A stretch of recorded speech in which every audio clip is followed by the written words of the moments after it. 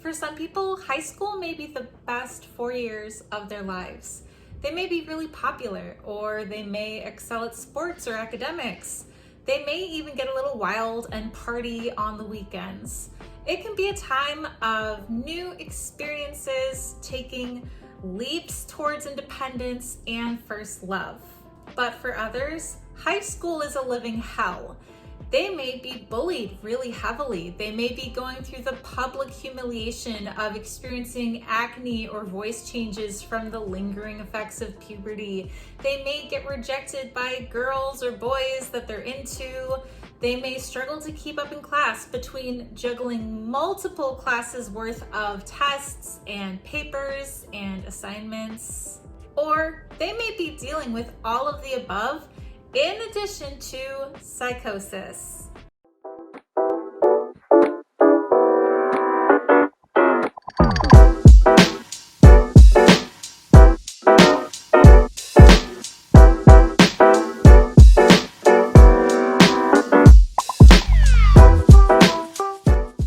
Before we get started, here's a little bit of a disclaimer to say that I am not a mental health care professional and I am in no way qualified to give medical advice or really any advice for that matter. So while I would love more than anything to help everyone with whatever concerns they have related to hospitalizations or medication, etc., I would suggest you talk to a doctor instead.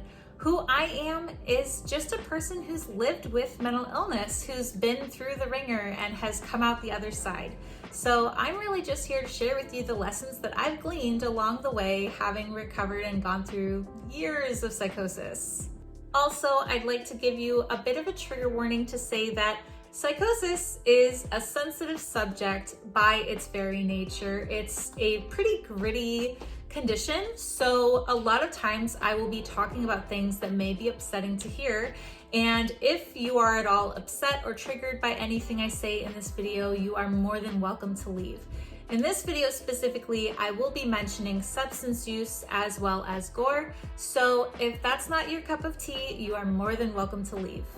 Moving on, high school is hard enough without having to throw psychosis into the mix. I mean, God, give the kids a break. Teenagers already get a bad enough reputation for having behavioral issues and being really moody and having mood swings and getting into substances, among other questionable activities. With these negative images already in place, it can be really easy to mistake a kid in psychosis for just being a bad kid. And that bad kid can have a bad time not getting the help they deserve and need because they're being cast away for just being another rowdy teenager. I was one of those kids. I was a good kid. I was a really good kid. I was the innocent one. That's what my friends called me because I was pure as the driven snow. I wouldn't smoke a cigarette. I wouldn't drink a beer. I mean, come on, when we played beer pong, they'd put orange juice in my cups because they respected the hell out of me for wanting to be the sober girl. I was the sober girl, but no. I had a reputation that was way out of control, that was, she's a bad influence, she's a druggie, she parties all the time. None of this was true. What was true was that I had erratic behaviors related to a psychotic break. I had my first psychotic episode when I was 18 and a senior in high school. This was a confusing time. It was a very, very confusing time because being a teenager is confusing enough. You've got a lot of feelings going on for one thing, but when your feelings involve paranoia and fear, it's kind of a different experience than most kids. Like, it was kind of more of an issue to me than homework. I had bigger things going on than school. I mean, I couldn't have cared less. I was already struggling a lot in school, which I feel might be part of why no one noticed the prodromal phase creeping on. You know, that onset that can look a lot like depression, you know, with like asociality and withdrawing from your friends and withdrawing from your interests and not really taking care of your hygiene, you know, those kind of things. Those were already sort of there. They were definitely amplified though towards the beginning of that episode. What had started as me having general depression became not going to any classes. I mean, I ditched every class. It got to the point where I hadn't been to a single class in 2 months and I was expelled. Most kids don't get expelled, but my school performance plummeted in my senior year. It absolutely just sunk to the depths of the Mariana Trench. Like, it was so bad. I had a 1.0 GPA, and my friends, this was not like me. I had already not cared about school, but not to the point that I would just fuck off everything. Everything. I mean, I didn't even want to be around my friends. I really only wanted to be around my dog. You know, usually in the past 3 years of high school, after school, I would go hang out with my friends and we'd walk around town and we'd go thrifting, we'd have picnics. But my senior year mostly consisted of me in my room with my dog. I didn't even notice that I was cutting people out. I'd get invited to bonfires and stuff, and I just couldn't give two fucks. Like, I just didn't care. I liked my friends. I thought they were my friends, don't get me wrong. I just really didn't want anything to do with them. Aside from my school performance, there was a lot of other stuff happening in my personal life that I believe contributed to my psychotic episode. We know on this channel that stress and substance use are huge triggers for psychosis. Even people who don't have psychotic disorders, like I do, can go into psychosis because of immense amounts of stress or substance use, and I was gambling with both. I was introduced to marijuana a few months before my episode. I think my episode was in the fall, and I'd started smoking weed in the spring. So I'd say within like 6 months of this introduction to marijuana, I went into that episode, and I'm sure the prodromal phase lasted around as long. I was in a lot of stress because I was in an abusive relationship, which is something teenagers don't really understand, because I guess that's a thing for adults. No one told me that teenagers could be in an abusive relationship, so I was in this really terrible place with this really terrible controlling guy, and I was so lost. You know, these kind of relationship things that were going on were not your typical teenage relationships, because there was a lot of threatening and stalking and, you know, having me under his thumb 24 hours of the day and constantly having to track me. Like, those are not normal teenage relationship type things. And when I broke up with him, he started stalking me. So he would come to my house unannounced. He would find me in the school and take me out to the courtyard. Another factor in why I skipped class a lot. I was kind of already used to the stalking when the paranoia set in. So when I believed I was being followed home by who knows who, I was kind of used to that feeling, and it didn't really surprise me. I consider the paranoia to be the beginning of the acute phase of that episode, because that is right around when the hallucinations and delusions began. And I just want to throw it out there to be perfectly clear that this episode was an episode in which I was aware. So there's the symptom of anosognosia, and this symptom causes a person to lose their awareness of their mental state, so they don't have any insight anymore into what's happening to them. And I had insight, so I could tell something was off.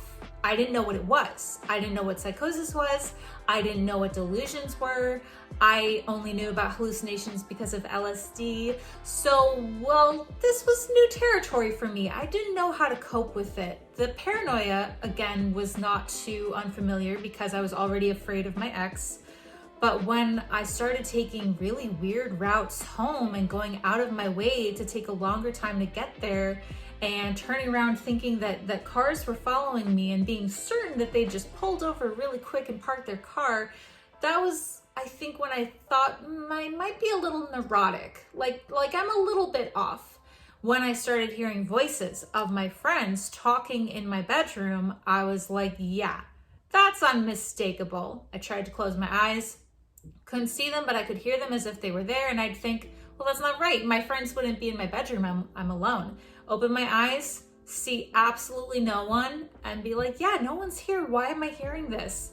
I was pretty freaked out at this point, and I looked into it on good old WebMD and discovered that I was going into psychosis. So yay, Dr. Google on that one, because it was true that I was going into psychosis. However, I couldn't get anyone to believe me. You know that thing that they say to teenagers a lot? Oh, you're just looking for attention. Oh, you just want negative attention. Well, okay, I don't get the negative attention thing, because if I'm coming to you with a bleeding stump of an arm, begging you to take me to the hospital, and you say I want negative attention, is my injury negative inherently? Is that like an emotional ploy, like some kind of a plot to trick you into thinking that I want attention? No. So I would just get told I wanted attention. I wanted negative attention specifically. And this was such a flipping struggle, I tell you. Like, I would tell all of my friends, I'm planning on going to the hospital, so give me your address so I can write you letters. And they'd be like, Carolyn, that's crazy. No one plans on going to the hospital. And I'm like, it's a matter of time, my dude. I am going there. I know it. I need it. I just need my parents to sign off on it, and they won't. What it took to get them to hear me out was really, really, really scary, violent delusions. This is where the trigger warning comes in. So if you don't want to hear about gore, fast forward. I'll put a time right there telling you where to skip to in the video to pick up again. But now, beyond that, my delusions are so much worse than my hallucinations. I know someone commented recently about how like their hallucinations are the worst ever. How can your delusions suck? And it's like, well, the one thing about hallucinations is there's kind of a limit to that. Like I can see something scary, but it's kind of like a lot more visceral to me with a delusion, because I might believe that I've had all of my limbs sawed off and hold myself while still believing that. So it doesn't make sense. It doesn't make sense that I can feel my arms while at the same time have absolutely no limbs, right? That's the kind of delusions I have. They're way worse than the hallucinations by far. They're terrifying, they're gory. And yeah, I'm not seeing gore, okay? Like, there's no actual gore in my vicinity, but the beliefs of gore, I mean, it might as well be real. Like, it honestly is that real. So the delusions I was having at this point in my episode, and mind you, I'm a teenager, I'm a kid. I started believing that I had carved off my face. Yeah. I thought that I had taken my ceramics tools from class and just dug in there and went ham. So that was the first one that really, really shocked me and alarmed me. I can handle the persecutory delusions of being stalked, but physical harm to my body was like emergent. This needs to be taken care of. This is terrifying. This is bad. This is really bad. Now, the same day that I started having that delusion, I had another delusion, which was ultimately the one that got me the hell out of that house and into the hospital. And it was because I was so afraid of myself. I was afraid of what I would do, because I thought that I was capable of great harm. I thought I was capable of killing my dog because I couldn't tell if he was alive. He was sleeping on the floor and I wasn't sure if I'd killed him. And I was so afraid of maybe having killed him, or the possibility that I could kill him, that I immediately went downstairs, told my dad, I need to go to the hospital. I don't remember what I told him that got him to take me, but I was in a frenzy and I was like, I don't know what's happening to my face. I don't know what's happening to my dog. I need to go. We'll wrap it up fairly succinctly here, because the rest of the story is a rapid downfall into, well, as I said, getting expelled. At this point, I was still enrolled in school, barely, and I went to the hospital. I was not treated correctly. I was given antipsychotics for bipolar type 2, not for schizoaffective, which is what I have. Actually, I wouldn't get diagnosed schizoaffective for another, I don't know, eight years, something like that. It would take more than one episode before people believed me, because as I said, I was looking for negative attention. So even in my emergency, where I was taken to the hospital, hospitalized on the adolescent wing, I was there for negative attention seeking. Apparently, I didn't get a diagnosis. I didn't get correctly diagnosed. I don't know if they just like patted me on the head and gave me antipsychotics. Thank God they did though, because I did need that. But what I really needed was a diagnosis to stop this in its tracks. And ultimately, yeah, I didn't get taken seriously, not by the other kids on the unit, not by the doctors, not by my parents. At the end of the day, it was kind of all chalked up to hysteria. So where did that leave me? Not much better off than before, honestly. The only real difference in my life is that I wasn't hallucinating anymore. I was still dealing with a stalker ex. I was still self-medicating with marijuana. Definitely didn't learn that lesson for a long time. I had done so spectacularly bad in school that there was nothing I could do to save myself at that point. I had just missed so much of it that there like literally was nothing I could do to save it. Absolutely nothing. So I was kicked out and sent to treatment, right? Because that's where the behavioral kids go. That's where the kids with psychiatric needs go. That's where the kids who can't keep up in school go. So not a very happy ending, but it is what it is, you know? I wouldn't have gotten to the place I am at today if I had been treated correctly. I mean, yeah, that sounds kind of ridiculous. Wouldn't you want to be treated correctly? I would have loved that, but also I love my life today, and I had to go through so many episodes to be okay. And that taught me a lot about myself. I think maybe that was a benefit, was that I'm very resilient and strong, which I wasn't. I was like a little lily back then. So if I had been diagnosed correctly and been medicated correctly and stayed on track, I probably would be in denial about having a psychotic disorder at all. Because even by my 3rd episode, I was in denial about that. I wouldn't be psychotic in Seattle. I don't know that that's like necessarily a bonus, because I don't know if I'd rather pick like good mental health over YouTube. But you know what? I'm happy to be here today. I'm happy to have a community today. That's another thing I wouldn't have if I'd been treated correctly. So isn't that kind of funny that like something that should have happened ended up not happening for the best? I love my life today, okay? I wouldn't change it. I wouldn't want to go through it again, but I wouldn't change it.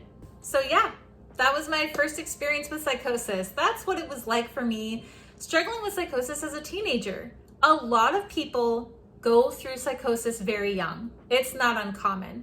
While it is rare to have childhood onset schizophrenia, a lot of people do go into schizophrenia before the age of 18, and 18 is actually perfectly on par for the onset. So I was right there at the onset when my episode kicked in.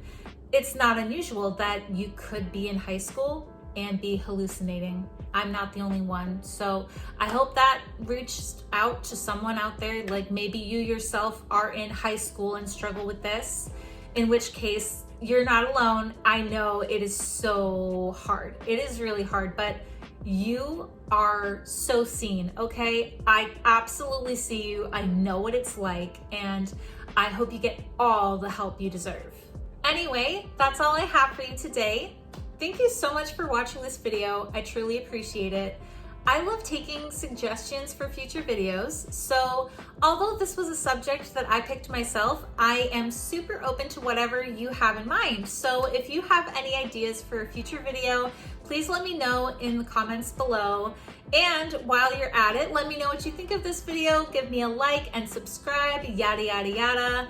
I put out new videos every Thursday/Friday, so if you're interested in seeing more, there's plenty more coming soon. Thank you. Bye.